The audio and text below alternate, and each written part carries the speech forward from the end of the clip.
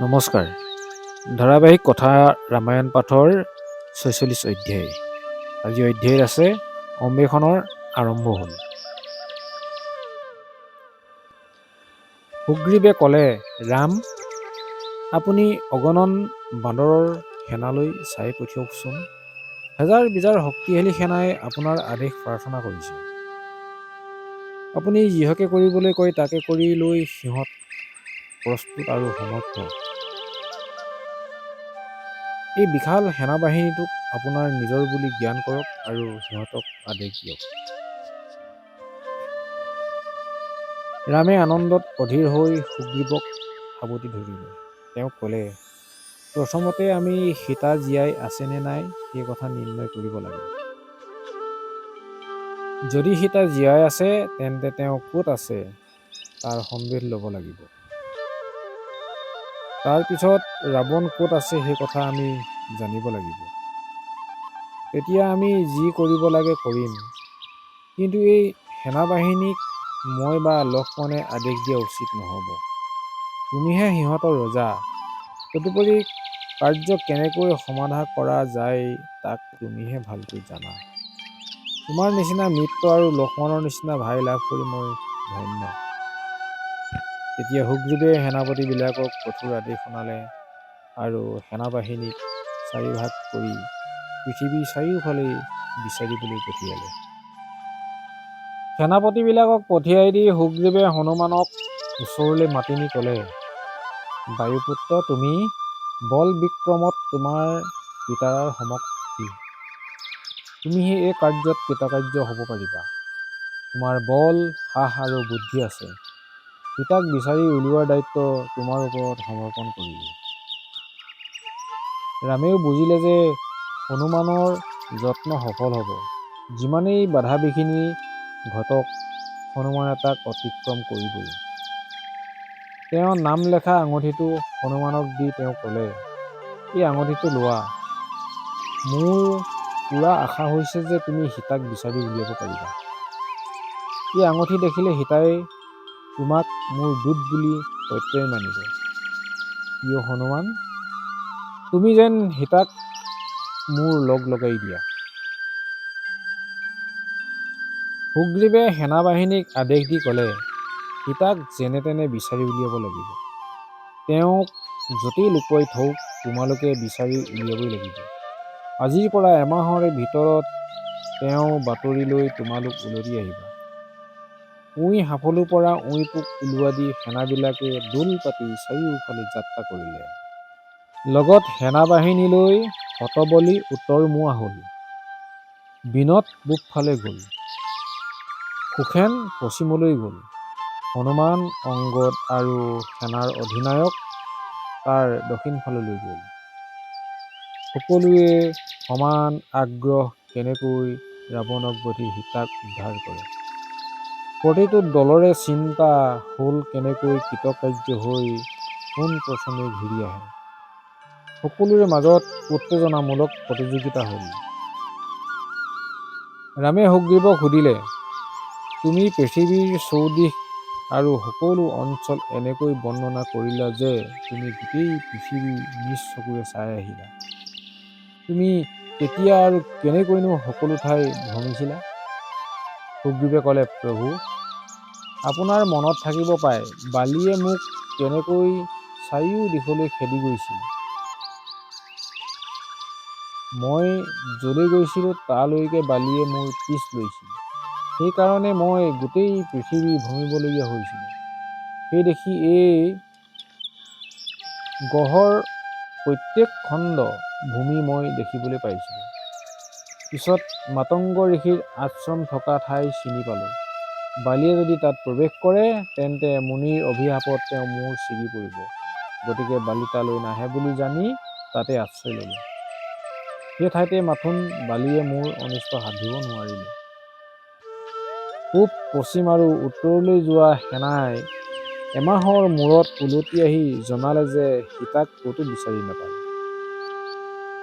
সীতাক ক'তো বিচাৰি নাপাই সিহঁতে আহি জনালে, অৰণ্য, পৰ্বত, নদী, নগৰত তন্ন তন্নকৈ আমি বিচাৰিলোঁ, কিন্তু সীতাক ক'তো নাপালোঁ। হনুমান দক্ষিণলৈ গৈছে, তেওঁ এতিয়াও উলটি অহা নাই। তেওঁৱেই ভাগ্যৱান, কিয়নো ৰাক্ষসটো সীতাদেৱীক লৈ দক্ষিণলৈহে গৈছিল। এই কথা শুনি ৰামে বুজিলে যে বান্দৰ সেনাই যথাশক্তি অন্বেষণ কৰিলে। হনুমান আৰু অংগদে বিন্ধ্যা পৰ্বতৰ গুহাবিলাকত সোমাই সীতাক বিচাৰিলে। তাৰ পিছত দলটো এখন মৰুভূমি পালেগৈ। তাত এজন ঋষিয়ে তপস্যা কৰি আছিল। তেওঁৰ অভিশাপত এই ঠাইখনত গছ-গছনি, পশু-পক্ষী একো থাকিব নোৱাৰিছিল। দক্ষিণলৈ আৰু কিছু দূৰ গৈ সিহঁতে এটা স্থূলকায় অসুৰ দেখা পালে। নিষ্ঠুৰ ৰাক্ষসটোৱে বান্দৰবিলাকক ভোজৰ সম্বল বুলি ভাবি সিহঁতক ধৰিবলৈ জাপ মাৰি আহিল। বান্দৰবিলাকে ভাবিলে যে এৱেই ৰাৱণ। অংগদে আগবাঢ়ি গৈ ৰাক্ষস এটাক মাধৰ মাৰ সুধালে। মাৰ খাই অসুৰটোৱে তেজ বটিয়াবলৈ ধৰিলে আৰু মাটিত দীঘল দি পৰিল। সেইপিনি তাৰ মৃত্যু ঘটিল। বিশাল পৰ্বত তৰা দি সি পৰি থাকিল। ৰাৱণক বধিলো বুলি আনন্দ কৰি বান্দৰবিলাকে সীতাক বিচাৰি অৰণ্যত কলক লগালে, কিন্তু সীতাৰ কোনো চিন মোকামি নাপালে। সেই দেখি সিহঁতে আন ঠাইত বিচাৰিবলৈ গ'ল। মাজে মাজে বান্দৰবিলাকে নিৰৰ্থক অন্বেষণত বিৰক্ত হৈ ৰিক্ত শ্ৰমৰ নিৰাশাত আমন জীৱনকৈ মাটিত বহিছিল। এনে সময়ত অংগদ, গন্ধমাদন বা আন কোনোবা মুখিয়ালজনে সিহঁতক উৎসাহ দি আকৌ বিচাৰিবলৈ লগাইছিল। এইদৰে বহুত দিন পাৰ হৈ গ'ল, তথাপি সীতাক সিহঁতে দেখা নাপালে। সুগ্ৰীৱৰ অপ্ৰীতিৰ কাৰণ হ'ব লাগিব বুলি সকলোৰে ভয় হ'ল। বিচাৰি বিচাৰি সিহঁত দক্ষিণ ফালে বহু দূৰ পালেগৈ। ভোক পিয়াহত ক্লান্ত হৈ এখন মৰুভূমিৰ মাজেদি গৈ থাকোঁতে সিহঁতে এটা গুহা দেখা পালে। গুহাটোৰ ভিতৰৰ পৰা বহুত বিধৰ চৰাই আনন্দত ডেউতি ওলাই আহিল। তাৰ পৰা ওলাই অহা মৃদু বায়ু পদুমৰ ৰেণুৰে মলমলাই আছিল। বান্দৰবিলাকে বুজিলে যে চৰাই আৰু সুঘ্ৰাণ অহা ঠাইত নিশ্চয় পানী আছে। এতিয়া বান্দৰবিলাকে ইটোৱে সিটোৰ হাতত ধৰি লানি পাতি ভোক মৰা অন্ধকাৰৰ ভিতৰেদি গুহালৈ সোমাই গ'ল। কণ্ঠ শুকাই যোৱাত আনকি চিঞৰিবলৈকো সিহঁতৰ গাত শক্তি নাছিল। সিহঁতে কেৱল আশা যে ক'ৰবাত পানী দেখা পাবগৈ। শেষত সিহঁতে আচম্বিতেই পোহৰ দেখা পালে আৰু ফটফটীয়া পানীৰে জান-জুৰি বৈ থকা ঠাই এডোখৰত ফলৰ ভৰত দূৰ খাই থকা মনোহৰ গছ-গছনি দেখিবলৈ পালে। তাৰ পিছত সিহঁত গৈ এখন চহৰ পালেগৈ। চহৰৰ বাট-পথবিলাকত সোণৰ ওপৰত বাখৰ খটোৱা তাৰ ৰাজপ্ৰসাদ এনে ৰম্য দেখিলে সপোন যেন লাগে। আগবাঢ়ি গৈ সিহঁতে এগৰাকী বৃদ্ধা তপস্বিনী দেখা পালে। মানুহগৰাকীয়ে সন্ন্যাসীৰ সাজপাৰ পিন্ধিছিল আৰু পহুৰ ছালত বহি আছিল। বান্দৰবোৰে তেওঁৰ মুখৰ স্বৰ্গীয় জ্যোতি দেখি ভয়ত কঁপিবলৈ ধৰিলে। হনুমানে সাহস কৰি তপস্বিনীৰ কাষ চাপি সেৱা কৰি ক'লে, আই, আপোনাক প্ৰণাম জনাইছোঁ। আপোনাৰ পৰিচয় পাব পাৰোঁনে? পিয়াহত আতুৰ আৰু ভাগৰত ক্লান্ত হৈ আমি পানীৰ আশাত গুহাত সোমাইছিলোঁ। এতিয়া গছ-গছনি আৰু পুখুৰীয়ে পৰিপূৰ্ণ এই নিৰ্জন সোণালী চহৰখন দেখি আমাৰ ভয় হৈছে জানোচা আমাৰ মানসিক বিকাৰ বা অতিশয় পৰিশ্ৰমৰ পৰাহে ভ্ৰম হৈছে। আমাক এই কথা ব্যাখ্যা কৰি সংশয় দূৰ কৰক। তপস্বিনীয়ে সুধিলে, তোমালোকে এই গুহাৰ ভিতৰলৈ কেনেকৈ বাট চিনি পালা? ইয়াত ফল-মূল আৰু পানী যথেষ্ট পৰিমাণে পাবা। মই নামেৰে এজন দানৱ বাহৈয়ে এই ঠাই নিৰ্মাণ কৰিছিল। তেওঁ শুক্ৰাচাৰ্যৰ পৰা এই কলাবিদ্যা শিক্ষা লৈছিল। মই ইয়াত সুখে শান্তিৰে দীৰ্ঘকাল বাস কৰিছিল। শেষত তেওঁ ইন্দ্ৰৰ ক্ৰোধত পৰি ইন্দ্ৰৰ হাতত নিহত হ'ল। তাৰ পিছত ইন্দ্ৰই এই ৰম্যবন আৰু স্বৰ্ণময় ঘৰ-দুৱাৰ হেমাক দান দিলে। হেমা মোৰ বান্ধৱী। এই ঘৰ-বাৰী আৰু ফুলনিবিলাক তেওঁৰেই সম্পত্তি। বৰ্তমান তেওঁ দেৱলোকত। কিন্তু তোমালোকৰ ইয়ালৈ অহাৰ অভিপ্ৰায় কি? তোমালোকে অৰণ্য ভ্ৰমি নিজক ক্লান্ত কৰিছা কিয়? প্ৰথমে তোমালোকে আহাৰ পানী খাই নিজক সুস্থ কৰা, তাৰপিছত সকলো কথা ভাঙি ক'বা। তেতিয়া সিহঁতে সুন্দৰকৈ ভোজন আদি কৰিলে আৰু পিয়াহ পুৰাই পানী খালে। সিহঁত তুষ্ট হলত হনুমানে তালৈ অহাৰ কাৰণ ভাঙি ক'বলৈ ধৰিলে। মহাৰাজ দশৰথৰ পুত্ৰ ৰামে কোনো কাৰণত ৰাজ্য পৰিত্যাগ কৰি বনত ভায়েক আৰু তেওঁৰ ভাৰ্যাক লগত লৈ বসতি কৰিছিল।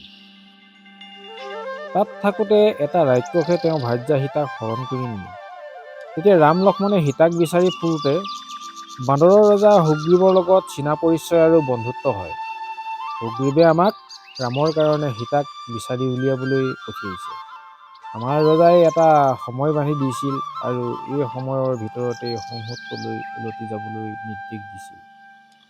আমি এই গুহাৰ ভিতৰৰ অন্ধকাৰত বাট হেৰুৱালোঁ আৰু নিৰ্ধাৰিত সময়ো এতিয়া উকলি গ'ল। এতিয়া বিমত পৰিছোঁ। সুগ্ৰীৱৰ কঠোৰ শাসক।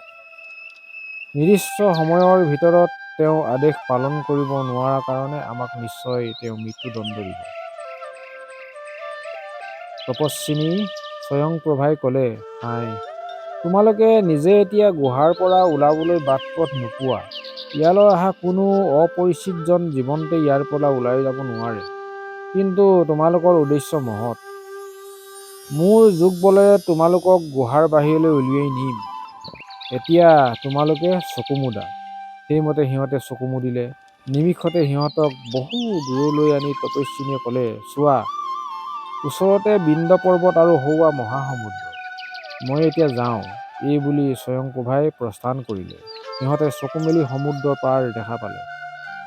সমুদ্ৰ পাৰলৈ আহি বান্দৰবিলাকে দেখিলে যে বসন্ত ঋতুৰ আগমনি হৈছে। সিহঁত ভয়ত বিভোল হ'ল।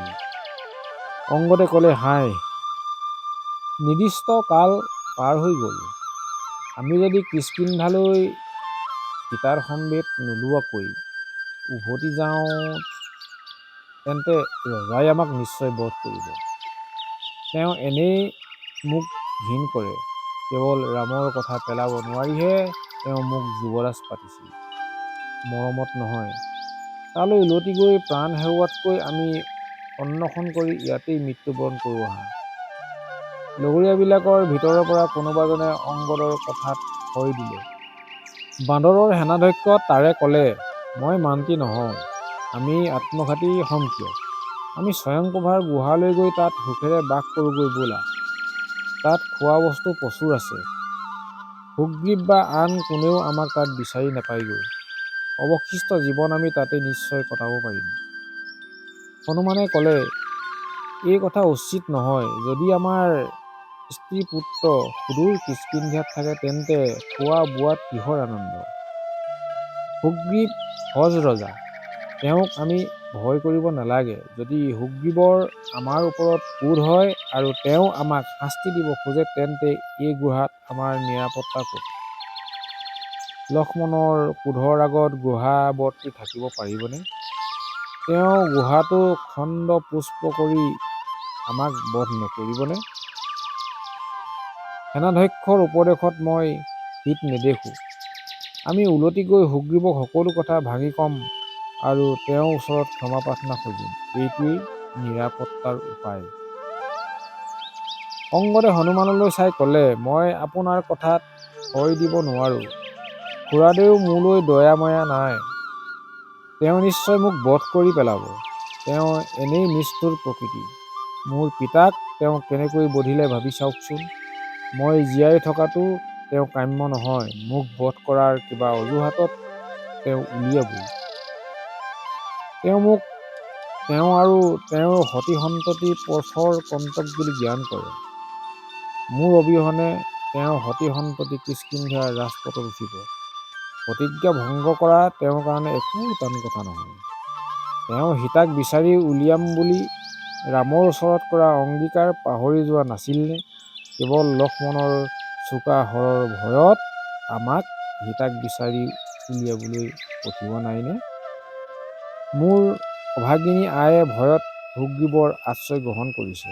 মাথোন মোৰ কাৰণেই আজি আই জীৱন বন্তি জ্বলি আছে। মোৰ মৃত্যুৰ বাতৰি পালে তেওঁৰ জীৱনৰ অধ্যা পৰিব। হায়, মই দুৰ্দশাগ্ৰস্ত, কি কৰিম, বিবুদ্ধি হৈছোঁ। তেওঁ আকৌ ক'লে, যদি কিষ্কিন্ধালৈ উলটি যাওঁ তেন্তে মোৰ মৰণ নিশ্চিত। ইয়াত অন্বেষণ কৰি মৃত্যু বৰণ কৰাই শ্ৰেয়। অংগদে মাটিৰ কোষবন পাৰিলে, দেৱ দেৱীৰ উদ্দেশ্যে প্ৰণিপাত জনালে আৰু পূবমুখীয়া হৈ মৃত্যুৰ ব্ৰতী হৈ বহিল। যুৱৰাজ অংগদক এনে ব্ৰত গ্ৰহণ কৰা দেখি আন আন বান্দৰবিলাকেও বেজাৰত কান্দিবলৈ ধৰিলে।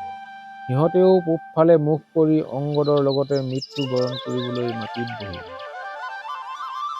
ওচৰৰ পৰ্বত এটাৰ পৰা শগুনৰ ৰজা সাম্প্ৰতিয়ে বান্দৰবিলাকক নিয়তিৰ ওচৰত আত্মসমৰ্পণ কৰা দেখিবলৈ পালে। ডেউকা হেৰুৱা কাৰণে সম্পাতিয়ে লৰচৰ কৰিব নোৱাৰিছিল। সেইকাৰণে বহুত দিন সি কোনো আহাৰ গোটাব নোৱাৰিছিল। এতিয়া তাৰ মনত ৰং উপজিল। সি ক'লে, ইমানবিলাক বান্দৰ ইয়াত একেলগে মৰিব, বিনা কষ্টে বহুত দিন মোৰ ভোজন হ'ব। ইতিমধ্যে বান্দৰবিলাকে মৃত্যু কামনা কৰি অতীতৰ কথা সুঁৱৰিছিল আৰু ডাঙৰ ডাঙৰকৈ হুমুনিয়াহ কাঢ়িছিল। সিহঁতে কোৱাকুই কৰিছিল, কৈকেয়ীৰ কাৰণে দশৰথ মৰিল, দশৰথৰ কাৰণে ৰামে বনবাস খাটিলে, ৰাৱণে সীতাক হৰি নিলে, বীৰ জটায়ুৱে সীতাক ৰক্ষা কৰিবলৈ গৈ নিজৰ প্ৰাণ হেৰুৱালে। যুদ্ধ কৰিবলৈ জটায়ুৰ যদি আৰু অলপ শক্তি ৰলহেঁতেন তেন্তে ৰাম লক্ষ্মণ আহি পালেহেঁতেন আৰু সীতাকো উদ্ধাৰ কৰিলেহেঁতেন। নিয়তিৰ ফলত এই সকলো ঘটিছে। সামৰণিত আমি ইয়াতেই মৰণৰ মুখত পৰিলোঁ। নিয়তিৰ কেনে বিচিত্ৰ কাৰ্য।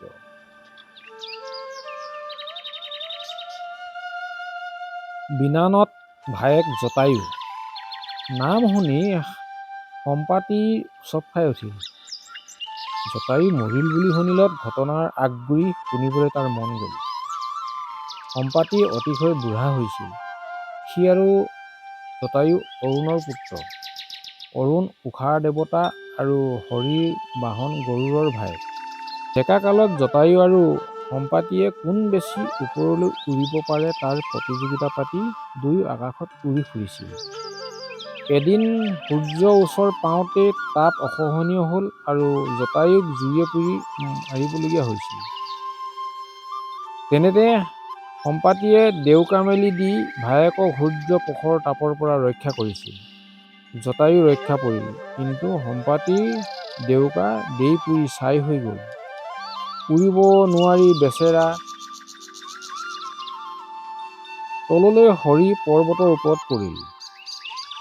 তেতিয়াৰে পৰা সম্পাতিয়ে লৰচৰ কৰিব নোৱাৰি একে ঠাইতে পৰি আছিল। মঙহ খাবলৈ তাৰ হেঁপাহ জন্মিছিল। কোনোমতে কলধূপকৈ সি জীয়াই আছিল মাথোন। শোকত আতুৰ হৈ সম্পাতিয়ে ক'লে, মোৰ ভাই জটায়ুৰ মৰণৰ বাতৰি কোনে দিলে? হে কপিগণ, মোৰ স্নেহৰ জটায়ু সঁচাকৈ মৰিল নে?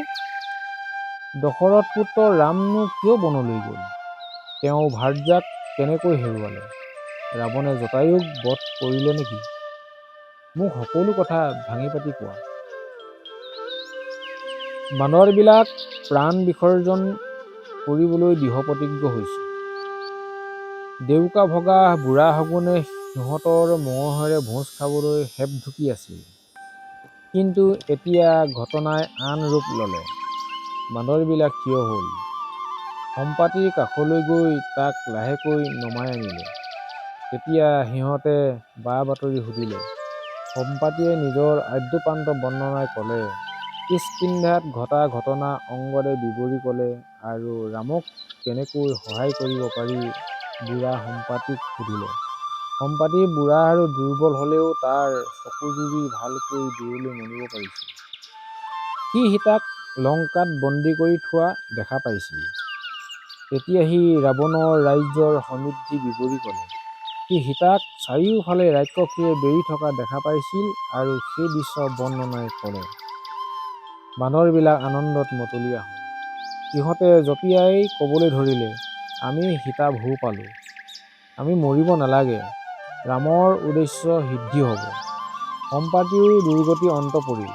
সম্পাতিয়ে এনে বৰ লাভ কৰিছিল যে যেতিয়া সি ৰামক সহায় কৰিব তেতিয়া তাৰ আকৌ পাখি গজিব। এই বৰ ফলিয়ালে। কথা পাতি থাকোঁতেই তাৰ গাৰ দুয়ো কাষত কোমল পাখি গজিবলৈ ধৰিলে। সম্পাতিয়ে এতিয়া আকৌ পূৰ্বৰ সৌন্দৰ্য ঘূৰাই পালে আৰু জটায়ু অন্ত্যেষ্টিক্ৰিয়া সম্পন্ন কৰি মনত শান্তি পালে।